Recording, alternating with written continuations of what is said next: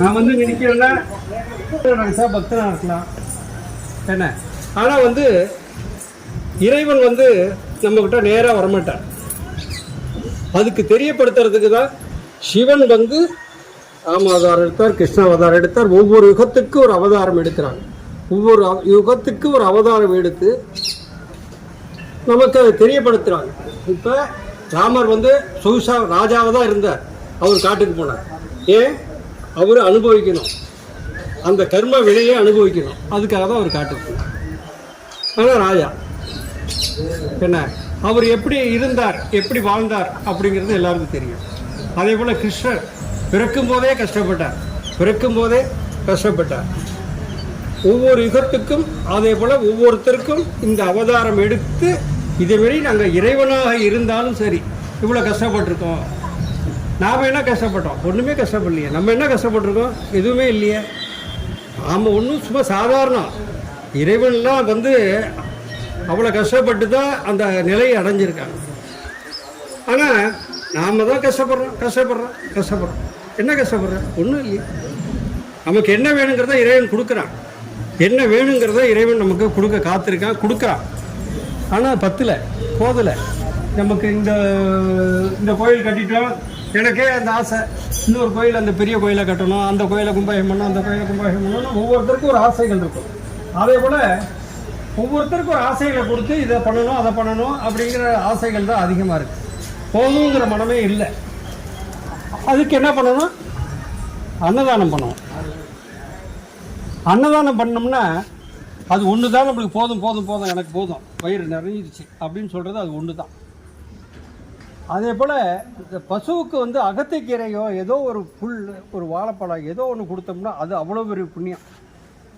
நாம் எவ்வளவு பாவம் செஞ்சுருக்கோமோ தெரியாது. அந்த பாவங்கள்லாம் போகணுன்னா இந்த பசுவுக்கு வந்து அகத்திக்கீரை வாங்கி கொடுக்குறது அவ்வளவு. நம்மளுடைய பாவங்கள், அன்னைய பாவம், இந்த ஜென்மத்தில் செஞ்ச பாவம் அத்தனையும் போகும். 16 கட்டு அகத்திக்கீரையை வாங்கி இந்த பசுவுக்கு கொடுத்தோம்னா 16 கட்டு வாங்கி கொடுக்கும்.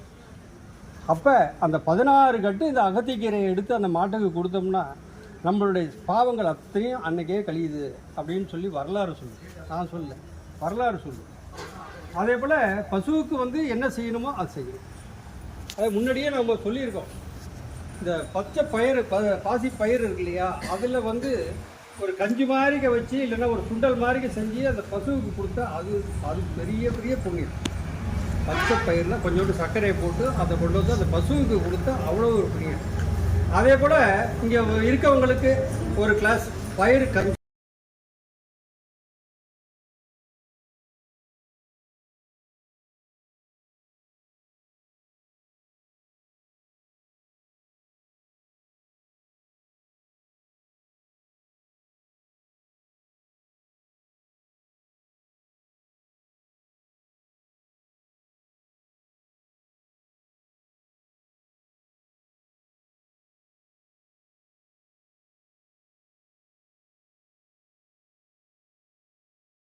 பட்டவங்களை நினச்சா அவங்கள பார்த்தா அவங்க இலக்காரமாக நினைக்கிறது.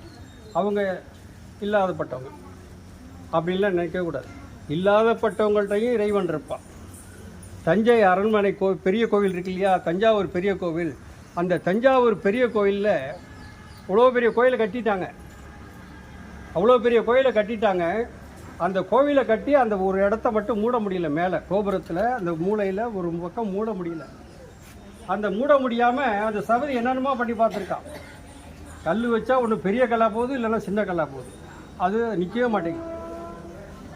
அப்போ ஒரு வயசான ஒரு பாட்டி மோர் விற்கிறவங்க, அவங்க என்ன பண்ணியிருக்காங்க, அந்த மோரை கொண்டு போய் அந்த வேலை செய்கிறாங்கல்ல, அந்த வேலை செய்கிறவங்களுக்கெல்லாம் ஒவ்வொரு டம்ளர் கொடுத்துருக்காங்க. அந்த வேலையை செய்கிறவங்கெல்லாம் இல்லை நீங்கள் காசு வாங்கிங்க, சும்மாலாம் எங்களுக்கு வேண்டாம் அப்படின்னு சொல்லும்போது அந்த பாட்டி சொல்லியிருக்காங்க, இல்லைப்பா நீங்கள்லாம் கஷ்டப்பட்டு இந்த வேலையை செய்கிறீங்க, எங்களுக்கு எனக்கும் அந்த புண்ணியம் கிடைக்கட்டுமாப்பா அப்படின்னு சொல்லி கேட்கும்போது, சரி பாட்டி, பாதிக்கு நான் காசு கொடுத்துட்றோம், பாதி வந்து ஃப்ரீயாக கொடுத்துறோம் அப்படின்னு சொல்லி எல்லாருக்கும் அந்த பாட்டி, ரொம்ப ஏழப்பட்ட பாட்டி, இல்லாத பாட்டி, அது கொண்டு போய் எல்லாருக்கும் கொடுக்குது.